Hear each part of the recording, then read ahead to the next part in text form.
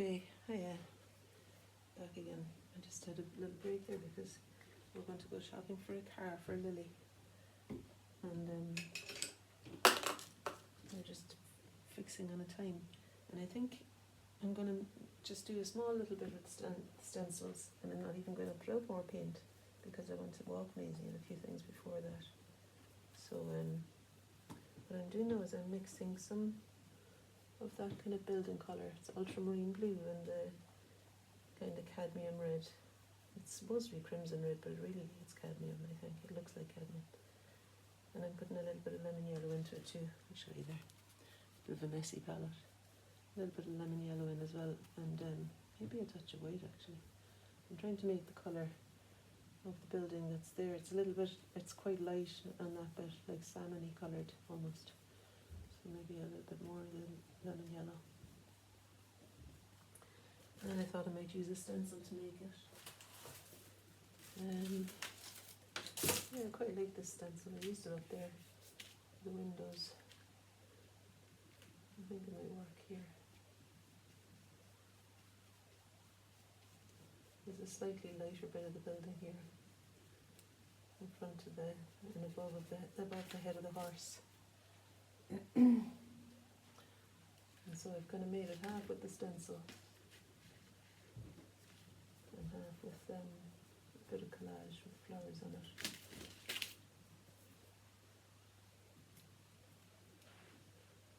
Yeah, it's starting to take shape, I think. There's some little adjustments I wanted to make to the architecture of the building when I stopped last night, and I had the thought that I would do it with some stencils. And then there's a bit here that's actually quite dark. So I'm going to put a bit more ultramarine blue into that colour. And let's see how that works. I don't know if it's dark enough now.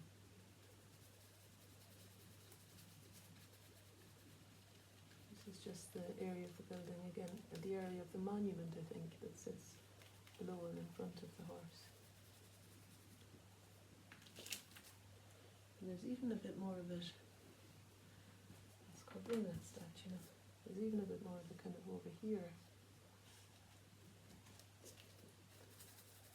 And I'm not committed to this pattern, it's just that it's kind of the handiest thing at the edge there to give a straight line, so maybe lose it a bit. It's not quite the thing. I almost don't need a pattern really. So I just mix up a dark colour again using what I've got on the palette, which is phthalo green and crimson red, because I want to make a darker colour for the next bit. Next layer of that. I feel like it could do with being a touch darker. Just where it meets that statue there.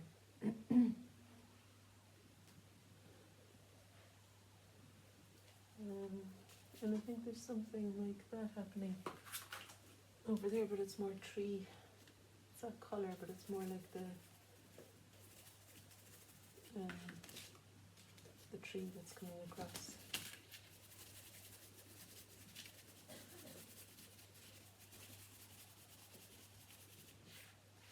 I'm going up a little bit into the sky there too.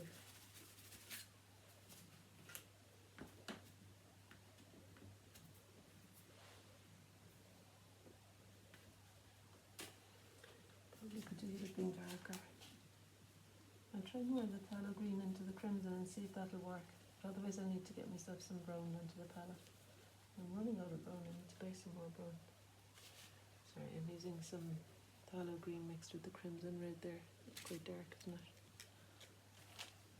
And I think the tree is got a crack on my phone as well now, so it's not helping me to define where things are. I'm looking at my phone over there. There's a reference. You'll see it there, look.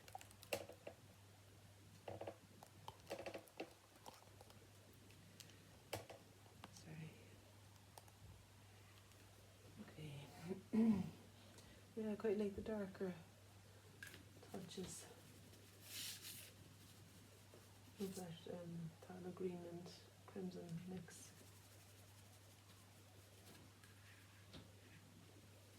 use it around here too. There's kind of a curved edge that's quite dark up here.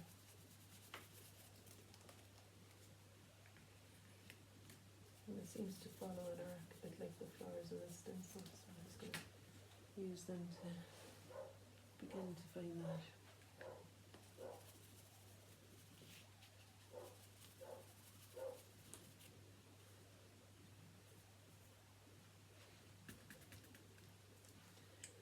And then there's some longer shapes. Shout out to Sharon for all these lovely stencils.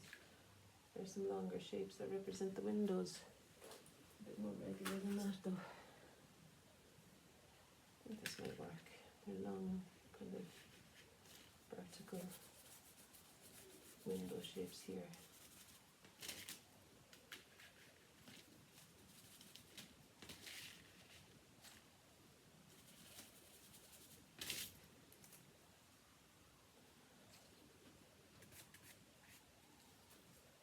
As usual, I'm trying to do as little as I can to achieve detail. You know, to make my job easier, I suppose. I know I'm kind of inclined to use that same dark colour. Up until now I've not used any water. I like using the brushes dry and the paint as it comes from the palette. But I just put a tiny bit of water in there because I think what I want to do now, bright red, what I want to do now is to shape something of the spaces around the horse. There's a dark under here. And this might be where the tail would be located, I suppose. And then there's a dark under the neck and head of the horse, coming down to where the Prince Albert is sitting there.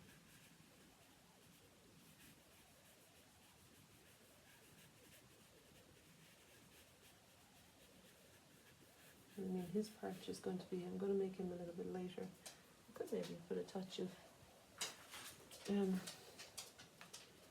collage on him, couldn't I? We'll see. It might be an opportunity to play with some collage.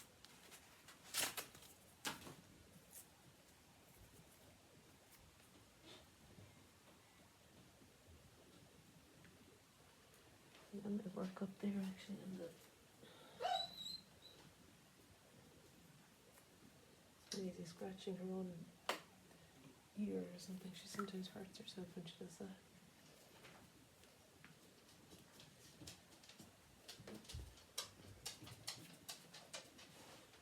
Just thought that might work for the light side of the building.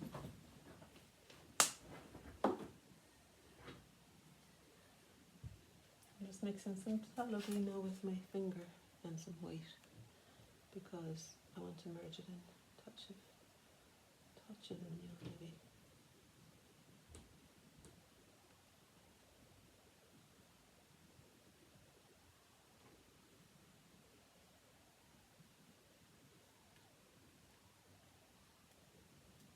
Just want to make the collage piece feel less like it's just been stuck on.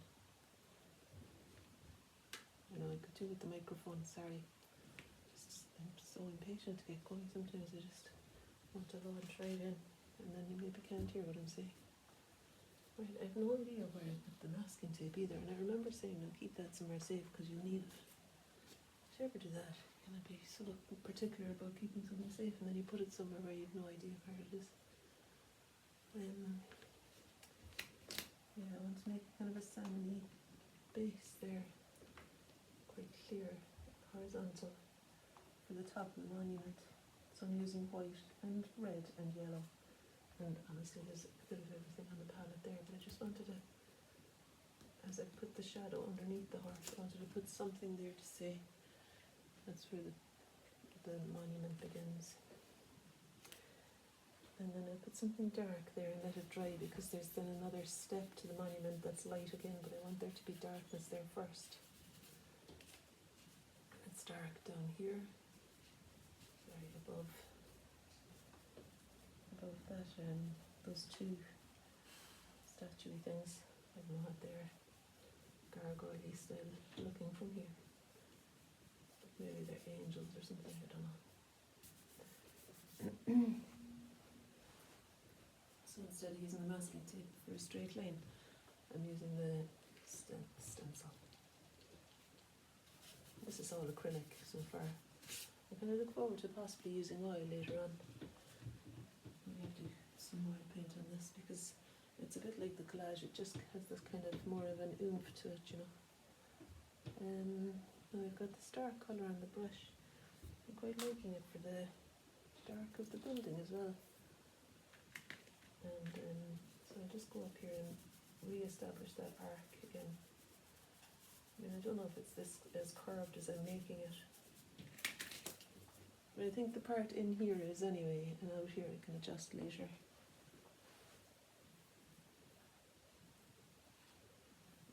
And the same, there's a kind of a rim around the dome here.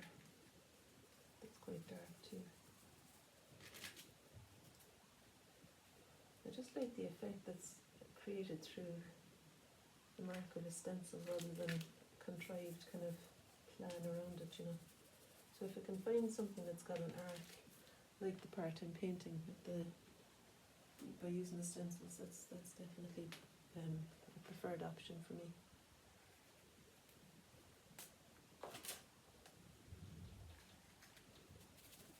I think the tree is kind of merging in with the building a little bit more there, so maybe give a bit more green to that part.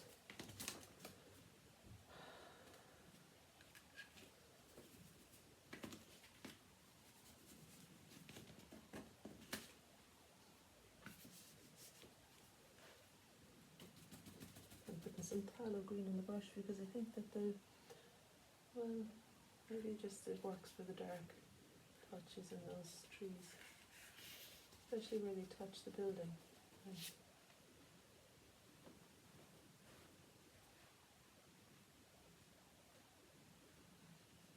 And down here, of course, is a little bit more crimson again. It's good fun, you know, playing about with what mark will make it feel like the thing.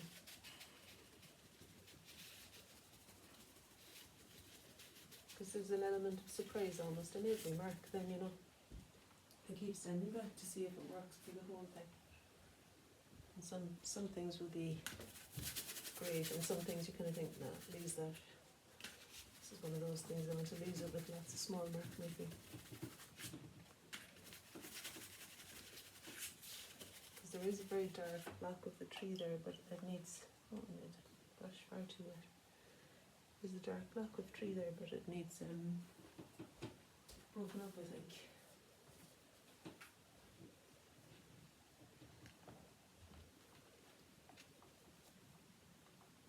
By smaller things. I was just using one shape, and I think it needed a lot of variety. Maybe a bit darker too, so I need more of the tallow green. I'm kind of happy with the tallow green mixed with the crimson. Seems to work.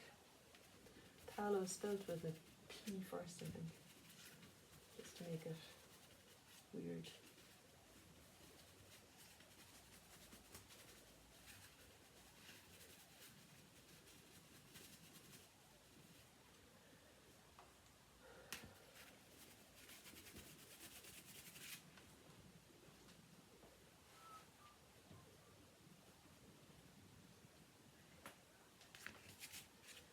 And then the similar tree across the way will need to be handled in a similar way, I reckon.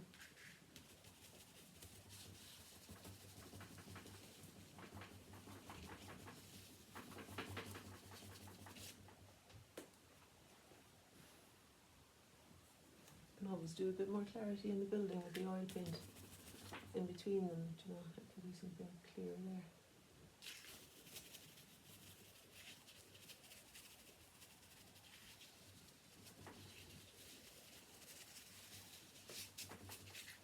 Maybe merge the piece of collage. I don't know if it's going to definitely stay there, but I can try merging it and see if I'm happy with it.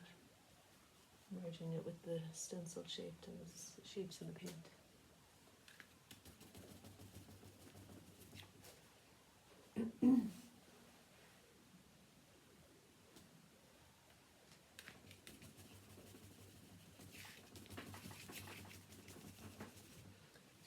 quite dark over on that side.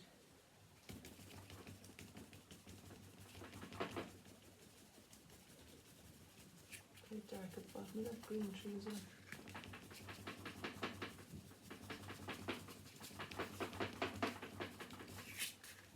And of course the building has got a similar tone to it as well. And the verticals that are described, I think, quite well by that plant stencil.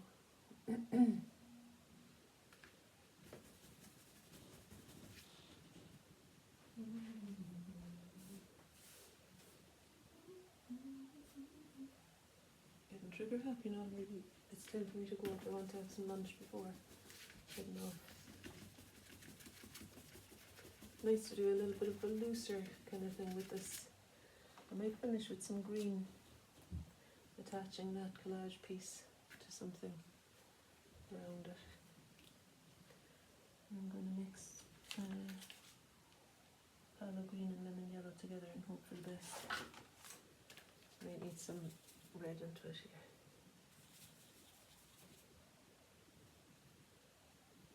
So it's lemon yellow and phthalo green, and then a touch of red into it. I think gives it a bit more like the deciduous tree colour I'm looking for. I'll try that. Maybe I'll get a clean stencil.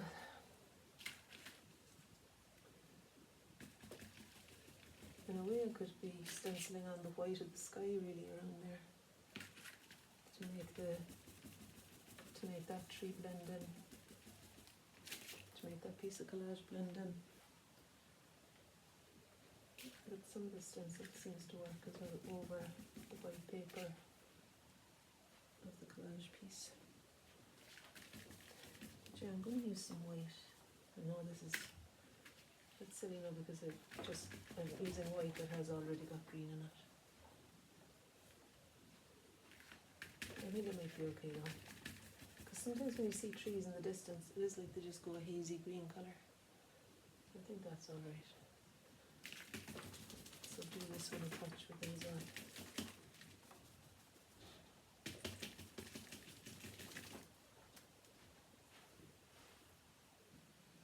Just wanting to give it a feeling of foliage without all the effort. There's hardly any paint left on the brush now, on the palette now, so rather than start by putting out more paint, I'm going to stop and continue this tomorrow. And we'll decide what to do about the base and where it meets the grass and what to do about the grass. We can figure that out tomorrow maybe. Just gonna have a look. Yeah, I don't have any. Well, I've got a little bit of yellow. Maybe that could work. Just even to see if it would be a solution for the edge. The edge of the monument here.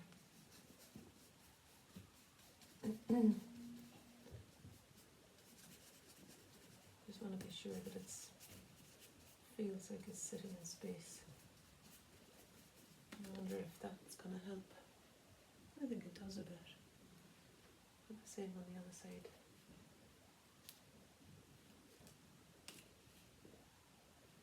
Maybe there-ish. As I say now, I've got hardly any of this paint. Really struggling to pick it up from the palette.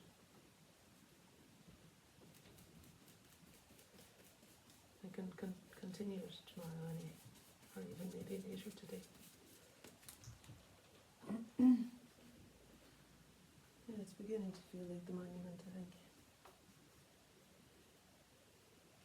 And when I put some more of the green in other places, you know, like down here.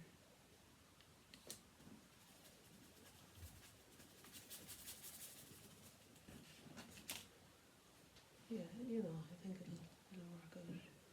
And then there'll be a bit more detail too in the houses and things with that salmony colour maybe.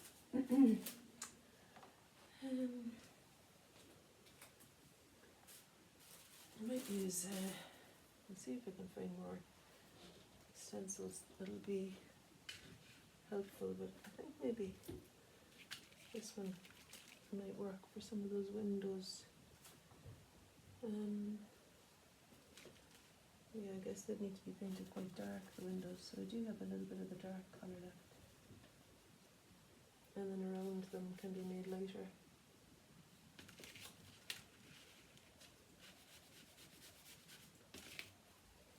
When I go to paint the colour of the building around them, so there's windows showing through here and there and doors. I think having something that has a bit of a straight edge on it gives a feeling of there being a building there maybe. I know it's not precise at all, but it's just even to give me some kind of a shorthand when I come back to say, yeah, remember you were going to do buildings.